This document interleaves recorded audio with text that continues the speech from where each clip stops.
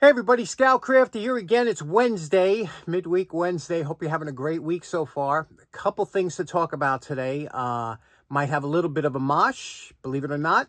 I don't have much of a game plan, but I know there's tons of things to get to down here, so we'll figure something out. The first thing I wanted to do, and this is long overdue, I had somebody, we were talking about machinist Vise. I said I will cover that one day. Let's do it today. Let's get that out of the way. A little bit of instruction, a little bit of back to basics. Let's talk about that. Okay, I wanted to talk a little bit about accuracy and in the sense, because we're going to be talking about that in a minute, and I just want to give you an idea. When you say accuracy, it's such a broad term. Accurate it depends on what you're dealing with. Now, if I'm putting up a structure like the Great Pyramids, and you say that they come with an eighth of an inch, that is extremely accurate. Whereas if I'm talking machinist terms, like a machinist work, if you say eighth of an inch, that's not accurate at all. And here's an example of what I'm talking about here. This scale just is perfect for that.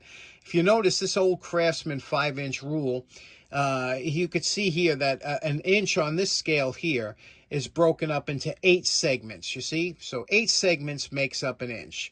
Now, that's accurate for certain things. If you're doing cement work, things like that, that's fine.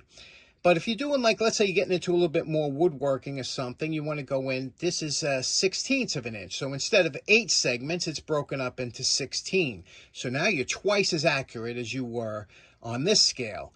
Now, if you flip this around, you could see here on this scale here, this is 30 seconds.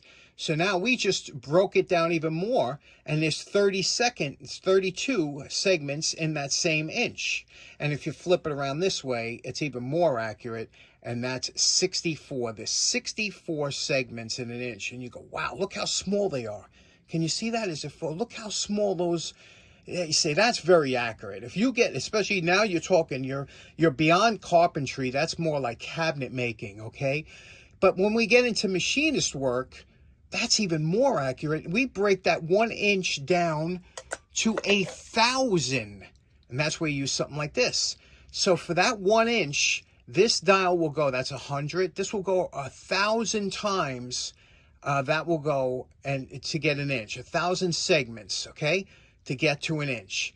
So you say, it's incredible, right? You think, my God. And then if you get into really good machinists, they break an inch into 10,000. So now it's hard to even imagine, right? We're off the scale. But every time you try and become more accurate, it makes it that much easier. So if you're a machinist and you're pretty close when it comes to woodworking, you'll do a lot better. And that's what I want to talk about now when we were talking about those vices.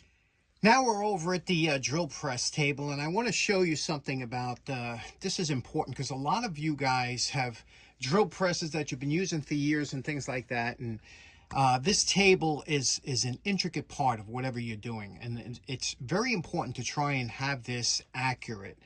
And when I say as accurate as you can get. Now, a drill press is basically to give you a somewhat straight hole.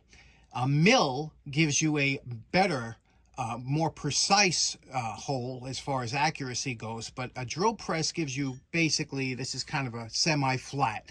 When I say semi-flat, underneath the drill press table, you can see here there's a couple of adjustment screws, okay? Those are lockdown screws. There's a scale behind the drill press table that you could adjust it left or right. Meaning most drill press tables will tilt either this way or that way, okay? Now, you have to tram this in, which means you have to, every so often, you're supposed to check this table if you're going to be drilling a hole in order to get it somewhat accurate. The problem with drill presses is because they'll go this way, but they don't adjust this way. So you can only get half accurate with these, and that's why they're a general purpose drill press.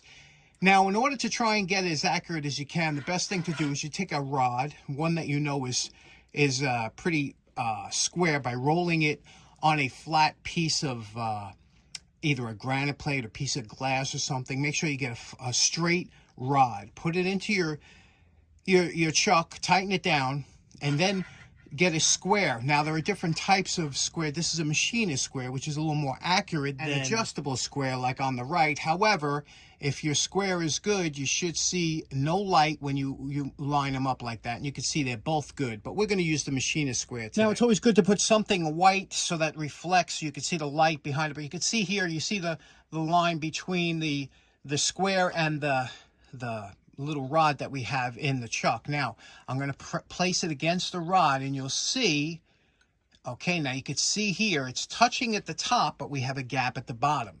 You see that? So that's no good, obviously. Now, you take a soft blow hammer, and I loosened up the both nuts under there in the adjustment. We'll tap it down a little bit.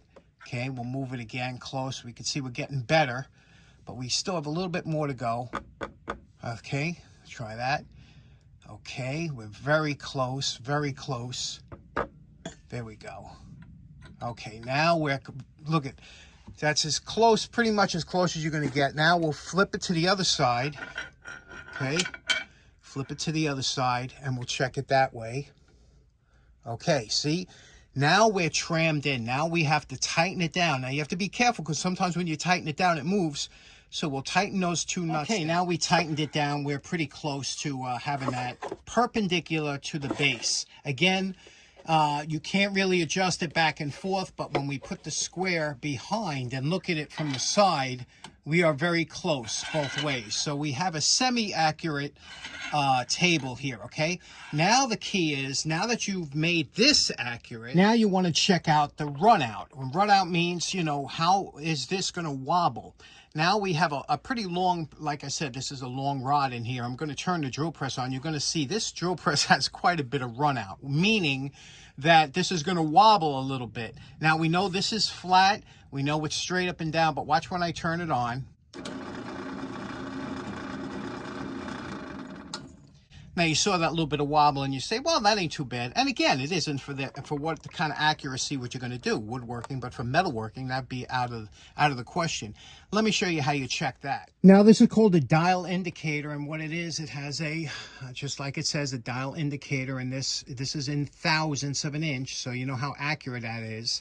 And it has a magnetic base, and we're going to twist this around so that we can get this to touch here, and I'll show you. I'll come back and show you. Now, for this test, we're using a dowel pin. A dowel pin is an extremely tolerant, tight piece of hardened steel, and you can see we mounted it into the chuck here. We're going to turn it on, and I want you to notice the swing of the needle as we turn it on.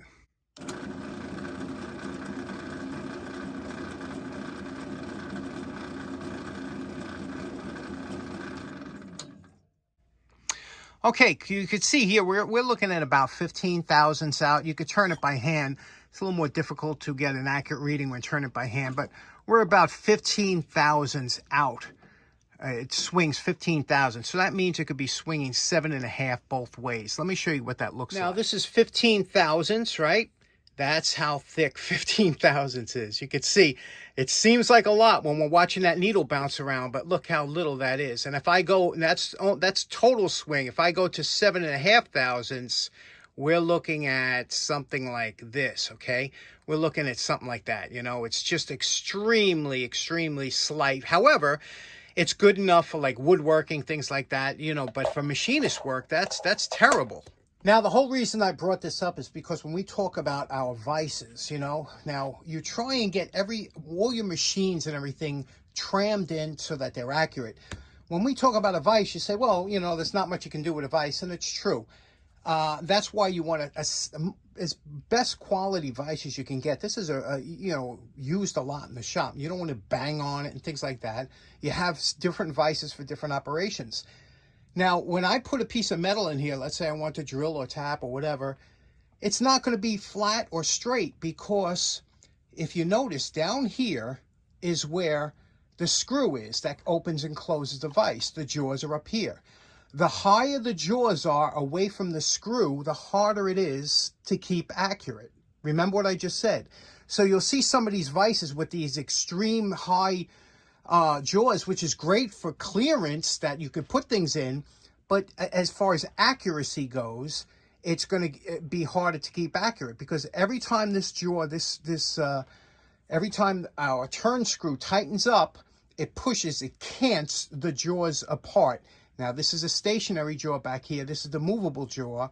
And you could see that it's going to cant back here. It's just going to cock like this because you have a little bit of slop inherently in all vices. That's why machinist vices look slightly different. Now, if you notice, this one here is one of my first machinist. I bought this when I bought my mill. I thought, oh, you know, I'm going to get a good vise. And it was okay. But I was noticing some of my parts weren't exactly accurate. And I was like, what's going on? I traced it to the vise, and I'll show you why.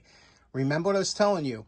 Even though this is a better quality vise, much better than the other one I showed you, and this is one of the first handles I made on one of my first projects that I made on the vise, but on the mill.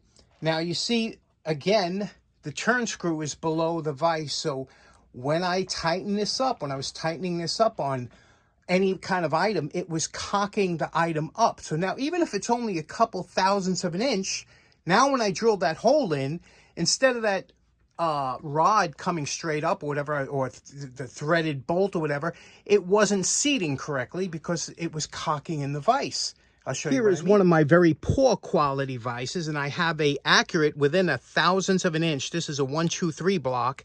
I put it into the vise jaws. I'm going to tighten it up, and I'm going to run the dial indicator across from front to back. Let me show you how out of whack it is. Now, because the bad tolerances of this vise, what's happening when I tightened it down, it's cocking the back jaw, which is raising, it's making this crooked. And I'm going to show you when I turn, I have this on a bed here, and notice how many thousandths of an inch I'm out from front to rear. Now, this is only over the course of not even 3 inches. But you see how, and I'm going back now, you see the difference?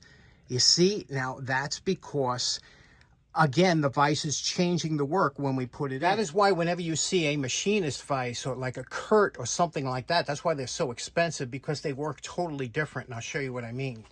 This here is a moderately good vise for me, for my skill level. But you see what happens here? Now, instead of having a screw that pulls in this way and will cock the jaw back as the pressure increases, this has a bolt. You see that bolt there? There's a bolt that goes through there, and in here, in these little holes, if you look in here, there's a rod that goes across, and that bolt is going at that angle, okay, down. So when you tighten this up, instead of going that way, it goes down. It pushes it so that it can't cock up. It makes up for the force. Now, if I put my 123 block in here, and I'll show you, we'll tighten this up. Now, okay, we made contact here, right? We made contact. Now, the more force I put on here, and I'm really cranking down, it's not letting the item kick the jaw back because it's pushing at that angle. So that's the difference. That's if you need accuracy, we're going. Now, if I put the 123 block, the dial indicator on here, you'll see it's much more accurate. Okay, so here's, I hooked up just temporarily. I hooked this up to show you. Now I'm going to run this. Now, notice the dial indicator. You can see that it's not moving at all. I'm good. You see this? Over that course of the block, all the way down. What are we at?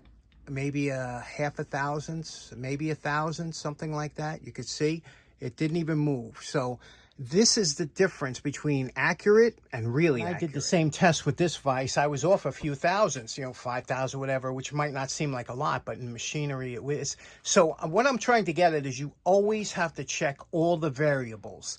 Table, quill, everything you're working with could throw you off a few thousand. Then eventually those thousands add up until you're way off. Now, I know it might seem like a little bit of a boring subject, but I'm telling you, accuracy is so important, especially like even with your table saw, setting up the saw so it's cuts perpendicular to the table, things like that. I can't tell you how many times I've seen people try, and it looks so, Norm used to make it look so simple, didn't he? You say, wow, he makes a cut and it goes together. I make a cut and the thing's all wally goggle and it don't match up and my angles are wrong.